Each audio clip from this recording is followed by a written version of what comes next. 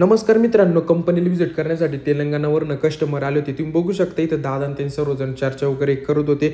भरपूर कस्टमर आले ते दादाशी चर्चा वगैरे करत होते. त्यांना आपण कोटेशन वगैरे दिलं. कोटेशनमध्ये काय म्हटलं तर ते लगेच त्यांना आपल्या डिस्प्लेला दाखवून दिलं. त्यानंतरला आपण आलो होतो बाहेरच्या दिशेला. तुम्ही बघू शकता तिथं आपण टॉप प्लाझ्मा घेतले होते कलर करण्यासाठी आणि शेजारच्या गॉडाऊनमध्ये पण आपले टॉप होते कलर करण्यासाठी. आमच्यावर जळणारे आमची कॉपी करू शकतात, आमच्यासारखं बनवू नाही शकत, त्यासाठी असं दाखवावं लागतं.